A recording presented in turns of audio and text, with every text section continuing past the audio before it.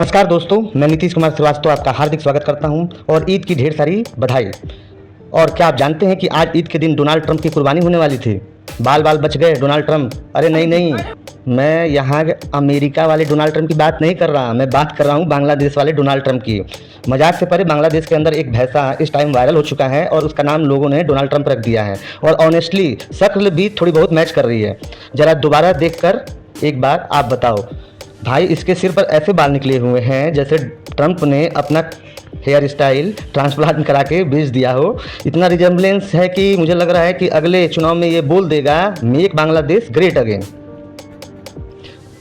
वैसे डिफरेंस भी ज़्यादा नहीं है एक भैंसा और दूसरा भैंस बुद्धि वाले में। सोशल मीडिया पर इसके ऊपर इतने मीम्स बन रहे हैं कि लोगों ने इसके पीछे YMC वाला गाना लगाकर रील्स बना रहे हैं। और भाई साहब, आज इसकी कुर्बानी होने वाली थी, लेकिन जैसे ही खबर फैले कि डोनाल्ड ट्रंप खतरे में है, बांग्लादेश के होम मिनिस्टर ने एंट्री मार दी और भैंसे को बचा लिया। क्या दिन आ गए हैं, वाह। असल वाला डोनाल्ड ट्रंप मुसलमानों से बचता फिरता है और नकली वाला डोनाल्ड ट्रंप जो है मुसलमान से बचाया जाता है। वैसे मुझे लगता है कि असली वाला ट्रंप होता तो अच्छा होता। तो होम मिनिस्टर भी बोलते ले जाओ भाई, दुनिया में शांति तो आ जाएगी। लेकिन अच्छा हुआ ये वाला ट्रंप बांग्लादेश में है, क्योंकि अगर गलती से इंडिया में होता तो पार्टी के लोग इसके साथ भी दोस्ती कर लेते। इमेजिन करो, पार्टी के लोग और भैंसा ट्रंप साथ में रोड शो कर रहे हैं और पीछे से नारा चल रहा हो, दोस्ती बनी रहे। और भाई फ़ायदा भी हो जाता। कम से कम ये वाला ट्रंप ट्वीट तो नहीं करता सुबह 3 बजे उठकर। बस अब एक ही डर है, कहीं वनतारा वालों की नज़र इस पर ना पड़ जाए। अंबानी जी ने देख लिया ना तो अगली फ्लाइट में जामनगर पहुंच जाएगा डोनाल्ड ट्रंप बफेलो। खैर भाई, एक सज्जन सम्राट चौधरी को हैंडमेड स्केच गिफ्ट करने पहुंचा। अब इंटेंशन बहुत अच्छी लगी, लेकिन रिजल्ट ऐसा निकला कि लोग पूछ रहे हैं कि ये सम्राट चौधरी हैं या पटना के सलमान खान। जरा स्केच को जूम करो और देखो, फिर सम्राट चौधरी को देखो, फिर स्केच को देखो, फिर 2 मिनट के लिए चुप बैठ जाओ। ऐसा लग रहा है बंदे ने स्केच बनाते टाइम रेफरेंस फ़ोटो की जगह आधार कार्ड वाली फ़ोटो का जिरॉक्स देख लिया हो। सोशल मीडिया पर लोग इस आर्टिस्ट को पटना का पिकासो बुला रहे हैं और पिकासो भी ऊपर बैठकर सोच रहा होगा, भाई बदनाम मुझे क्यों कर रहे हो। और ऑनेस्टली अगर बिना नाम बताए स्केच किसी को दे दिया जाए तो कोई बोलेगा भोजपुरी एक्टर है, कोई बोलेगा लोकल रेसलर है, कोई बोलेगा LIC एजेंट है, लेकिन सम्राट चौधरी ये कोई नहीं बोलेगा। भाई साहब, अलग ही लेवल का पोर्ट्रेट लेकर ये पहुंचा था बंदा। सम्राट चौधरी का स्केच कम अकबर बिरबल कॉमिक में ज़्यादा बिरबल लग रहा है ये। और सबसे बड़ी बात, ये फ़ोटो लीक नहीं हुई, इस बिल्डर ने खुद अपने सोशल मीडिया पर पोस्ट करी है, और वो भी कॉन्फिडेंस के साथ सम्राट चौधरी को टैग करके। अब मुझे समझ में नहीं आ रहा है कि इतना कॉन्फिडेंस आया कहाँ से। मतलब बंदा पोर्ट्रेट लेकर गया, सम्राट चौधरी ने एक्सेप्ट भी कर लिया, फ़ोटो भी खिंचवा ली, और बाद में जब लोगों ने जूम करके देखा तब पता चला कि सर ये तो आपका अपमान हो गया। एक बार पोर्ट्रेट को देखो, अपने आप में इतना कार्टूनिस्ट और भद्दा लग रहा है कि ऐसा लग रहा है कि किसी मंजनू भाई आर्ट एकेडमी से क्रैश कोर्स करके बनवाया हो। कहीं से भी ये सम्राट चौधरी नहीं लग रहे हैं। हाँ, सम्राट जरूर लग रहे हैं, लेकिन चौधरी मिसिंग है।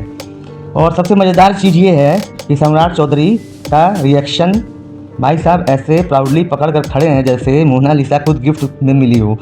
अरे सर, ये प्राउड फील करने वाली चीज़ नहीं है, ये पब्लिक इंसल्ट कैटेगरी में आता है। सोशल मीडिया पर लोग इतना प्रोटेस्ट कर रहे हैं कि मीम्स की फैक्ट्री खुल गई है। कोई बोल रहा है मजनू भाई की अनरिलीज पेंटिंग है, कोई बोल रहा है कि पटना स्कूल की मॉडर्न कन्फ्यूजन आर्ट है। एक बंदे ने तो लिख दिया, इस पेंटिंग में असली गधा कौन है, आर्टिस्ट या सब्जेक्ट।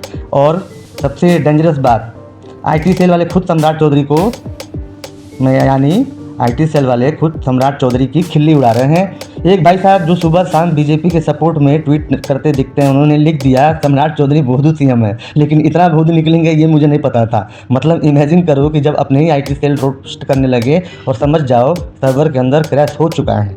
वैसे मानना पड़ेगा, स्टेट में ऐसे ऐसे कैरेक्टर ढूंढ कर लाते हैं लोग कि आदमी कंफ्यूज हो जाता है कि कैबिनेट है या कॉमेडी सर्कस। मुझे लगता है स्ट्रेटेजी बहुत सिंपल है, अपने आसपास इतने भोदू लोग रखो कि आप खुद इंस्टेंट लगने लगोगे। क्योंकि जब एक काना अंधों के बीच में, यानी एक काना अंधों के बीच में खड़ा होगा तो उसके वो, यानी उसे ही विजनरी कहा जाएगा। पंजाब के लिए BJP लेकर आई है एंटी ड्रग्स कैंपेन, जिसके कैंपेन के ब्रांड एम्बेसडर कौन है मालूम है आपको? यो हनी सिंह। अरे भाई, ज़्यादा डार्क कॉमेडी क्या होगी। जिस आदमी की पूरी प्लेलिस्ट ही पार्टी, वोडका, दारू, स्मोक्स, हाई लाइफ पर बनी हो, उसी को एंटी ड्रग्स कैंपेन का चेहरा बना दिया गया। मतलब अगला स्टेप क्या है? ट्रैफिक अवेयरनेस कैंपेन के लिए सलमान खान क्यों नहीं है? वुमेन सेफ्टी कैंपेन के लिए साजिद खान उन्हें क्या हो? सबसे मज़ेदार बात है कि हनी सिंह खुद को पुराने सॉन्ग का ऑनरशिप लेने से बचते हैं, यानी यूट्यूब वाले, क्योंकि लिरिक्स ऐसे हैं कि आज ही रिलीज हो जाएंगे तो ट्विटर पर 3-4 दिन बाद नेशनल इमरजेंसी लग जाएगा। वैसे भी पार्टी ने पंजाब में यो हनी सिंह को एंटी ड्रग कैंपेन का चेहरा बना है। अब डेफिनेटली इसके अगले इलेक्शन में मैनिफेस्टो का नाम होगा वॉल्यूम 1। सोशल मीडिया पे लोग कह रहे हैं कि हनी सिंह को लाने की क्या जरूरत थी, जब आपके पास पहले ही से एस जयशंकर मौजूद हैं। यानी एस जयशंकर और हनी सिंह को लोग हम शकल बताते हैं, और इसको लेकर भी मीम्स की ऐसी सुनामी आई है जिसे पार्टी सपोर्ट करके मजे ले रही है। और इस पूरी खबर में सबसे बड़ी आयरनी क्या है? जिस आदमी ने पूरा कैरियर शराब पार्टी, हाई लाइफ और मिसोजिनिक वाले गाने पर बनाया, जिसने पूरे इंडिया में दारू और डोप कल्चर को ग्लोरीफाई किया, आज वही आदमी एंटी ड्रग कैंपेन का पोस्ट बॉय बना हुआ है, नहीं पोस्टर बॉय बना हुआ है। मतलब कल को क्या होगा? विजय माल्या आएगा और बोलेगा शराब से दूर रहो बच्चों, या फिर पाब्लो एस्कोबार की फ़ोटो लगाकर लिखा जाएगा नशा मुक्त भारत अभियान। यानी हनी सिंह के गाने याद करो, 4 बोतल वोडका, डोप शॉप, मैं शराबी, मैं अल्कोहलिक। भाई इनकी प्लेलिस्ट सुनकर यह सेंटर वाले भी बोल दें भाई थोड़ा धीरे, लेकिन पार्टी को लगा नहीं भाई ये यूथ कॉन्टेक्ट चाहिए, और अब यूथ कॉन्टेक्ट नहीं है, यूथ कन्फ्यूजन हो चुका है। वैसे मुझे हैरानी नहीं हुई, क्योंकि जब लोग हमारे वाले लोग को, हमारे जैसे हमारे वाले को एंटी करप्शन का चेहरा मान सकते हैं, तो इसके लिए हनी सिंह की एंटी ड्रग्स एम्बेसडर बनना कोई बड़ी बात नहीं है। अब एंटी ड्रग्स कैंपेन कितना सफल होगा ये तो बाद में पता चलेगा, लेकिन फिलहाल आगे बढ़ते हैं और बात करते हैं एथेनॉल ब्लेंडिंग की।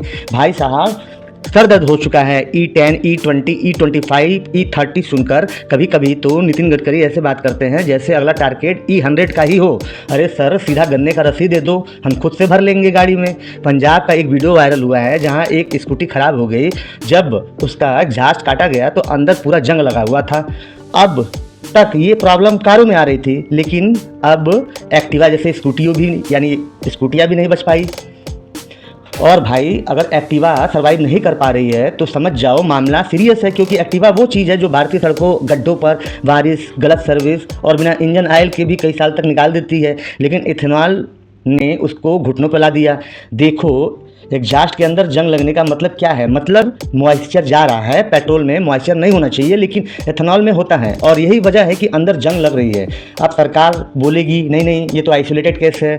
भाई इंडिया में हर चीज़ आइसोलेटेड केस ही होती है। जब तक पूरी गाड़ी सड़क पर धुआं छोड़ना या छोड़कर बंद ना हो जाए तब तक सबसे बड़ी बात, लोगों के पास कोई ऑप्शन नहीं है। हमने टैक्स दिया, गाड़ी खरीदी, लेकिन कौन सा पेट्रोल डलवाना है ये तुम डिसाइड करो। पब्लिक पे छोड़ दिया गया है। बाकी देशों ने कम ब्लेंडिंग वाला पेट्रोल भी मिलता है, नॉर्मल पेट्रोल भी मिलता है, तुम्हारे ऊपर ही छोड़ देते हैं सब लोग। लेकिन इंडिया में जो दिया जा रहा है वही भरो और खुश रहो। और सरकार खुद मानती है कि माइलेज कम होती है। अब सरकार अगर 5-7% मान रही है तो रियलिटी में ये कितना होगा ये सबको पता है। असल में प्रॉब्लम क्या है? प्रॉब्लम क्या है?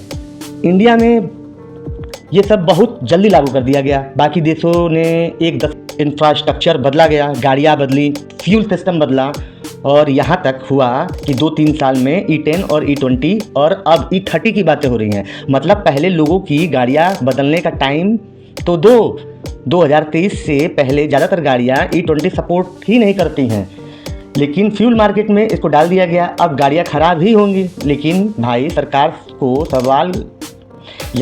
सरकार से सवाल तो पूछना है। सरकार जो कर रही है वो सही कर रही होगी। सुबह व्हाट्सएप पे फॉरवर्ड आ जाएगा इथेनॉल से देश आत्मनिर्भर बनेगा, शाम को गोदी मीडिया आ जाएगा, देखिए कैसे इथेनॉल में भारत विश्वगुरु बनेगा। और अगर तुमने सवाल पूछ दिया तो तुम देशद्रोही हो, यानी घोषित कर दिए जाओगे। अब तो LPG में भी इथेनॉल मिलाने की बातें हो रही हैं। मतलब कुछ दिन बाद सिलेंडर आएगा और लिखा होगा 20% गैस और 80% गन्ना। फिर बोलेंगे लो कास्ट फ्यूल। लो कास्ट कहीं नहीं मिलेगा, लेकिन लो क्वालिटी ज़रूर मिल जाएगी। हर चीज़ में जब जस्टिफिकेशन आता है तो व्हाट्सएप यूनिवर्सिटी, गोदी मीडिया और फालतू के लॉजिक और लोगों को ऐसा फील कराया जाता है कि तुम्हारा जेन्युइन कंसर्न ही गलत था। नहीं भाई, तुम्हारी गाड़ी ख़राब नहीं हुई, तुम्हें भ्रम हुआ है। अब इसके बारे में आपको क्या सोचना है नीचे कमेंट में लिख के बताएं।